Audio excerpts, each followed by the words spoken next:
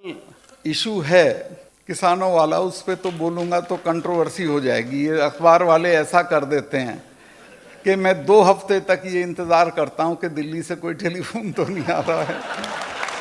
और हालांकि गवर्नर को हटाया नहीं जा सकता, फिर भी जो मेरे शुभचिंतक हैं वो इस तलाश में रहते हैं कि ये कुछ बोले और ये हटे। कुछ उस पे लिख देते हैं फेसबुक पे कि गवर्नर साहब जब इतना आप महसूस कर रहे हो तो आप इस्तीफा क्यों नहीं देते। मैं कहा भाई आपके पिताजी ने बनाया था मुझे जिसने बनाया था, ना तो मैं वोट से बना, मुझे बनाया था दिल्ली में 2-3 बड़े लोग हैं उन्होंने, और मैं उनके इच्छा के विरुद्ध बोल रहा हूं, तो ये तो मैं जान के बोल ही रहा हूं कि उनको दिक्कत होगी। वो जिस दिन मुझे कह देंगे कि हमें दिक्कतें छोड़ दो, मैं 1 भी मिनट नहीं लगाऊंगा। और पहले दिन जब मैं किसानों के पक्ष में बोला तो ये तय करके बोला था कि मैं फौरन छोड़ दूंगा और किसानों के धरने पे आके बैठ जाऊंगा। देश में इतना बड़ा आंदोलन आज तक नहीं चला है जिसमें 600 लोग शहीद हो गए। कुतिया भी मरती है तो दिल्ली के नेताओं का शोक संदेश जाता है, लेकिन 600 किसानों का प्रस्ताव लोकसभा में पास नहीं हुआ। और मैं इस पे इतना, मेरे से पूछा वहां डीडवाना में कि साहब आपको ऐसा क्या हो गया था जो आपको बोलना पड़ा। मैं कहा मैं इस बात से बहुत आहत हूं कि 600 लोग, अभी कहीं एक्सीडेंट हुआ, आग लगी कल उसमें महाराष्ट्र में, 5-7 लोग मरे उसमें, लेकिन दिल्ली से प्रस्ताव आ गया उनके पक्ष में। हमारे 600 लोग मरे, उस पर कोई नहीं बोला। संसद में कोई हमारे वर्गों के लोग जहां हैं वो भी खड़े नहीं हुए प्रस्ताव पास करवाने के लिए। तो ये कोई अच्छी स्थिति नहीं है और इसमें मैं काफ़ी आहत था, गुस्से में था। मैं तो प्रधानमंत्री जी से मिलने गया तो मैंने उनको कहा कि आप गलतफहमी में हैं, ना तो इन सिखों को हराया जा सकता है। इनके गुरु के 4 बच्चे उसकी मौजूदगी में ख़त्म हो गए थे, लेकिन उसने सरेंडर नहीं किया था। और ना इन जाटों को हराया जा सकता है। और ये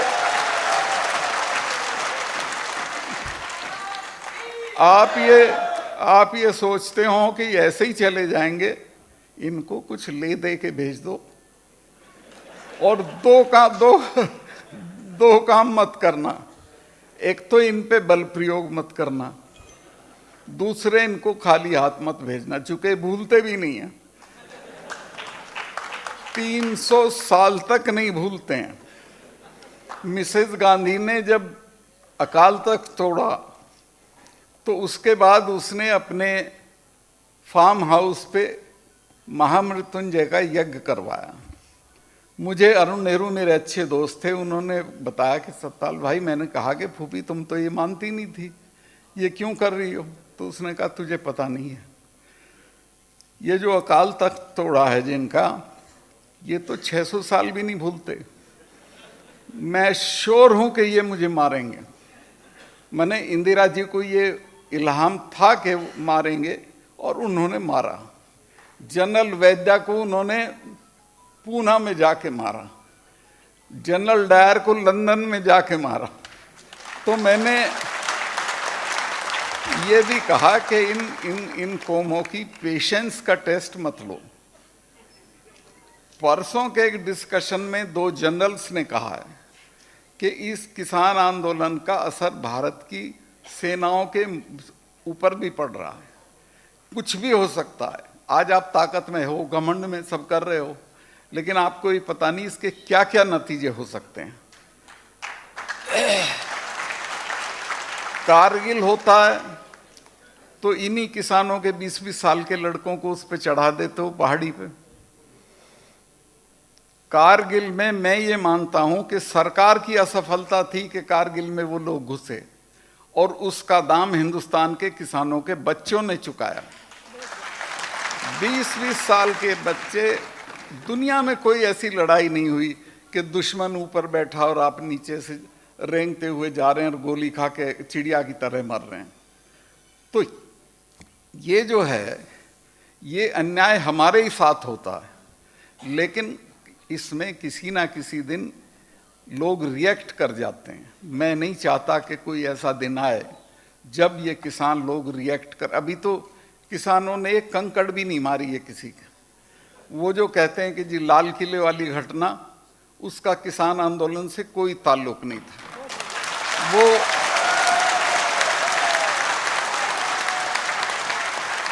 और मैं किसान आंदोलन का नेता होता तो मैं उसे भी जस्टिफाई करता। किसान लाल किले पे झंडा फहराने का अधिकार सिर्फ प्रधानमंत्री को है, लेकिन उसके बाद अगर किसी को है तो आप जानते होंगे कि आपके तो गीतों में, बातों में, किस्सों में लाल किला ले लिया, लाल किला लेंगे, यही आता है ना। भरतपुर माने लाल किला। इसी तरह सिखों के जिनके कई गुरु लाल किले के दरवाजे के बाहर गुरु तेग बहादुर की गर्दन कटी हो, तो उसकी औलाद को लाल किले पे झंडा फहराने का अधिकार नहीं है। और आप जितना भी लोकगीत हैं, कहानी हैं, किस्से हैं, उसमें सिखों और जाटों का एक ही रहता है, लाल किले पे जाना है।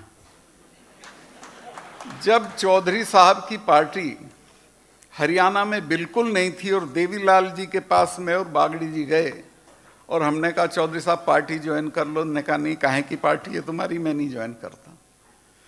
मैंने एक मीटिंग चौधरी साहब की कराई बड़ी भिवानी में, 1 लाख आदमी था, और मैंने उसमें कहा कि अगर आप साथ दे दोगे तो 6 महीने में चौधरी चरण सिंह को लाल किले पे चढ़ा देंगे। आप मेरा यकीन करें, पूरी भीड़ स्टेज पे के पास आ गई जय जयकार करती हुई, और मुझे चौधरी साहब ने कहा कि पूरे हरियाणा में ये मीटिंगें करके ये बात बोल दो, इसी पे खड़े हो जाएंगे। आप हैरत करोगे कि हरियाणा में लोकदल इसी बात पे खड़ा हो गया कि लाल किले पे चरण सिंह को चढ़ाना। तो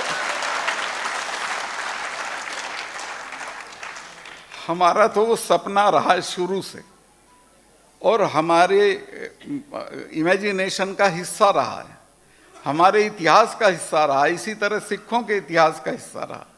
प्रधानमंत्री के अलावा अगर किसी को अधिकार है उस पर झंडा फहराने का, तो वो हमें है। उसमें मुझे कोई शर्मिंदगी का एहसास नहीं होता अगर हमारा कोई लड़का लाल किले पे झंडा फहराया है। उस जगह तो नहीं फहराया जहां प्राइम मिनिस्टर ने फहराया था, एक तरफ एक खंबा था, उस पर टांग दिया था उन्होंने, और तुमने ऐसा बना दिया कि जैसे बड़ा खतरनाक काम हो गया, देशद्रोह का काम हो गया। ये सब मत करो, सीधे सीधे बैठो भाई, तुम्हारी ये मांगे, ये हम मान सकते हैं, ये नहीं मान सकते। ये जो मैंने तो बल्कि ये कहा प्रधानमंत्री जी से कि आप राजा हो, आप बड़े हो, आप ये कहो किसानों को कि भाई तुम गलत हो, मैं सही हूं, फिर भी मैं तुम्हारी बात मान रहा हूं, चूंकि मैं तुम्हारी तकलीफ नहीं देख सकता, तो आप बहुत बड़े हो जाओगे। तो वो अब मैं नहीं बताता उन्होंने क्या कहा और कैसे रिएक्ट किया, लेकिन मैं ये बता सकता हूं कि ये भी मैंने कहा कि ये सिर्फ एमएसपी आप मान लें, ये तीनों कानून तो सुप्रीम कोर्ट ने रोक रखे हैं, सिर्फ एमएसपी मान लो तो ये मसला हल हो जाएगा। लेकिन एमएसपी के बिना तो हमारा गुजारा नहीं है, क्योंकि हमारी हर फसल की डिस्ट्रेस सेल होती है। हम बोने चलते हैं एक दाम होता है, काटने चलते हैं दूसरा दाम होता है, और एमएसपी से नीचे दाम मिलता है हर फसल का हर साल। उसके बिना तो किसान नहीं मानेंगे, उसको ये देना नहीं चाहते। उसका कारण मैं आपको बताना नहीं चाहता, आप जानते होंगे। उसमें किसी का नुकसान होता है एमएसपी लागू हो जाने से। जिन्हें एमएसपी से किसानों की जो डिस्ट्रेस सेल है वो चाहिए, और किसानों को कम दाम पे उनका माल खरीद के फिर बड़े दाम पे बेचने के लिए जो बैठ गए बाजार में, एक अडानी का तो एक 500 एकड़ में गोदाम बन गया उसमें पानीपत में, जब तक पार्लियामेंट में कानून भी पास नहीं हुआ था। तो आप ये बताओ कि उसको क्या फायदा होगा अगर एमएसपी हट गई। पर मैं आपको लिख के दे रहा हूं कि सरकार और नो सरकार एमएसपी रहेगी, एमएसपी कानून बनेगी और एमएसपी को कानूनी जामा पहनाया जाएगा। आज ये स्थिति है कि हरियाणा के किसी गांव में चीफ मिनिस्टर हेलीकॉप्टर नहीं उतार सकता, पश्चिमी यूपी के किसी गांव में हमारा मिनिस्टर नहीं जा सकता है, रिश्तेदारी में भी नहीं जा सकता है, गमी में भी नहीं जा सकता। तो मुझे बताओ कि फिर दिल्ली में राज करने का आपका क्या फायदा है? जिद करके बैठ गए हो आप। भाई आप बैठाओ, सामने बात करो, आपकी कोई बेइज्जती नहीं है। आपके किसान हैं, इतने बुरे हाल में रहते हैं, इतने बुरे हाल में खेती करते हैं, उनकी ये छोटी सी बात मान लो, क्या बिगड़ जाएगा आपका? और माननी पड़ेगी, ऐसा नहीं कि आपका काम चल जाए इसे बिना मान। तो एक मैं ये कहना चाह रहा हूं कि एजुकेशन का देश में ये हाल है। मैं मिनिस्टर रहा हूं पार्लियामेंट्री अफेयर्स का। एक आपके यहाँ के मिनिस्टर थे जो अब गवर्नर हो गए, मेरे अच्छे दोस्त हैं, जगदीप जी। वो मेरे नीचे डिप्टी मिनिस्टर थे, मैं वीपी सिंह का स्टेट मिनिस्टर था और वो डिप्टी मिनिस्टर थे। तो वो मेरे पास एक दिन आए कि यार मेरा महकमा बदलवा दो। मैं कहा क्यों? कहने लगे मैं जाता हूँ तो चौधरी लोग कहते हैं जी क्या महकमा है ये? पार्लियामेंट्री अफेयर्स था वो। उन्होंने कहा मेरे लोगों की तो समझ में नहीं आता क्या है। तो मैंने कहा जनवरी में गारंटीड बदलवा दूंगा, वो सरकारी चली गई नवंबर में। तो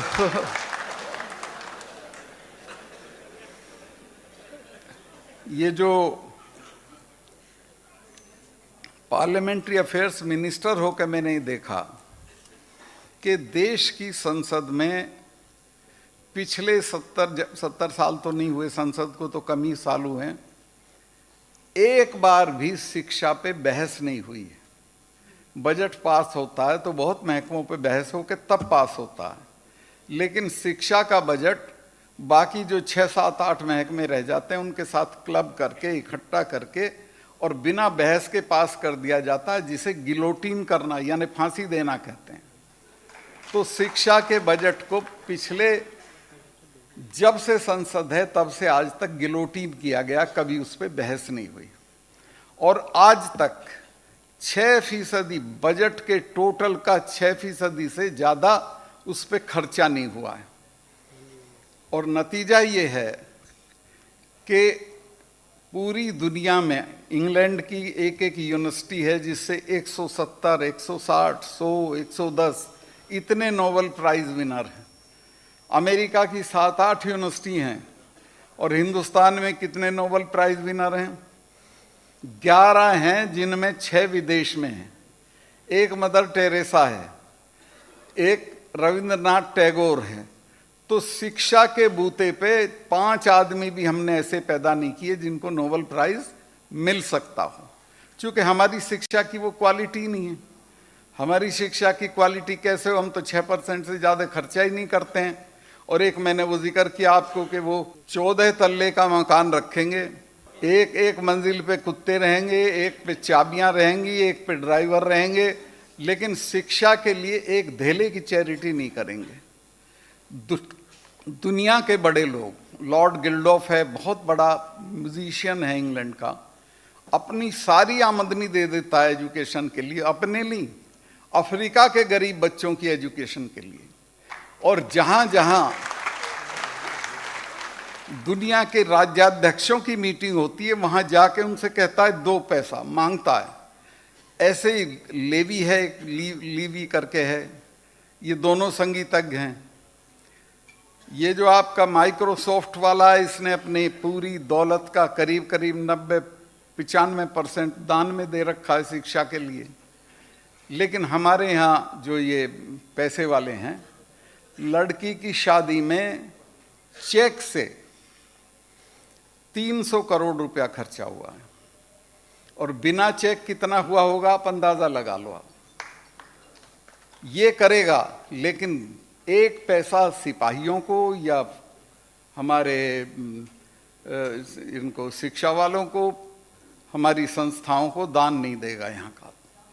तो मैं ये कहता हूँ कि भाई इनको तुम क्यों सेठ मानते हो, इनको तुम क्यों बड़ा मानते हो, ये तो सड़े हुए आलू की बोरी हैं, ये कुछ है ही नहीं। इनका सम्मान ही मत करो समाज में। समाज में उसका सम्मान करो जो अपने हिस्से का दूसरे के लिए दे। जो यहाँ दान देता है, नाम बुलवाता है, उसका सम्मान करो। अपने घर कोई लिए बैठा, हमसे क्या मतलब है। और मैं जब भी यहाँ आता हूँ या बोलने भी चलता हूँ, मेरे सब वेल विशर ये कहते हैं जी थोड़ा संभल के, थोड़ा देख के। मैं क्या हो जाएगा भाई, मैं अपनी माँ के पेट से गवर्नर पैदा नहीं हुआ था। मेरे पास जो है उसे खोने के लिए हर वक्त तैयार रहता हूँ, लेकिन मैं अपनी आत्मा, अपना सोच, अपने कमिटमेंट को कभी नहीं छोड़ सकता। चौधरी चरण सिंह जी,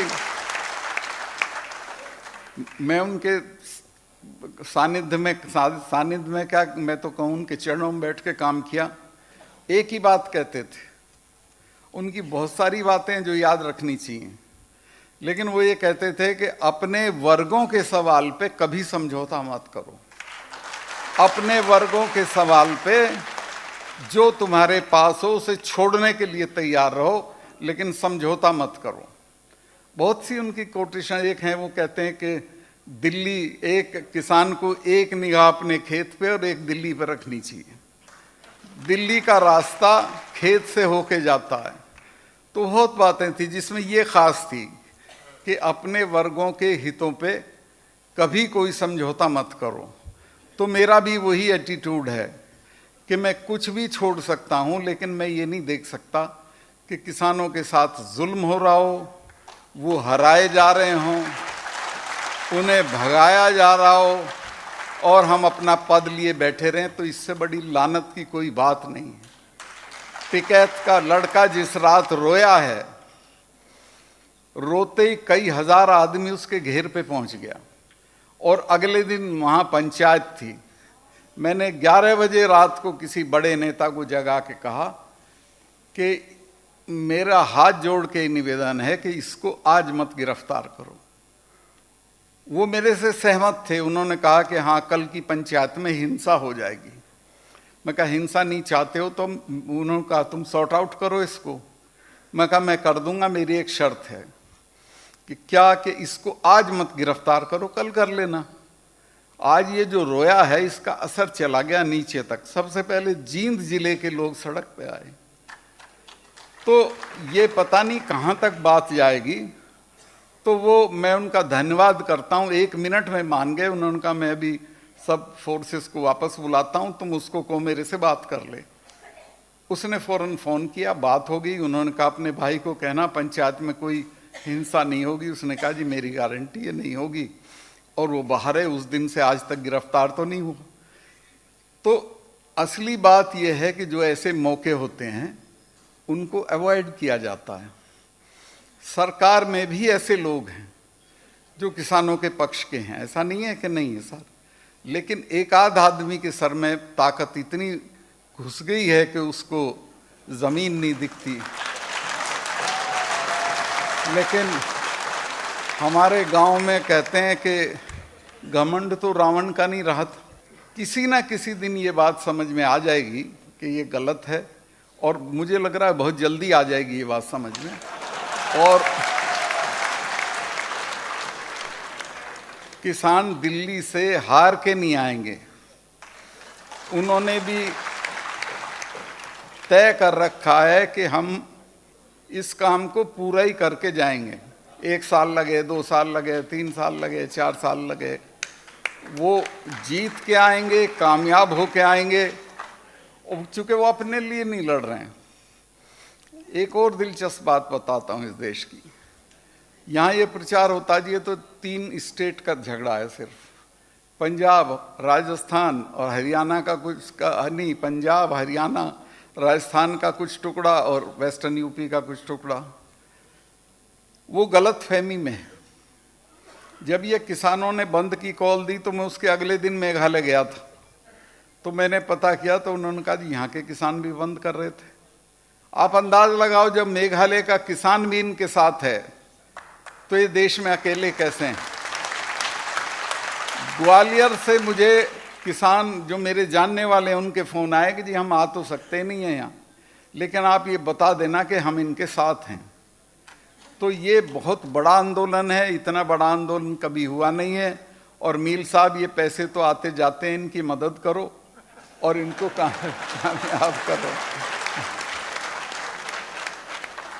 ये अगर नेक काम में लगेंगे तो उसके अच्छे नतीजे होंगे, आपकी औलाद का भी नाम होगा, आपका भी नाम होगा। मैं बहुत समय आपका ले लिया जो उचित नहीं।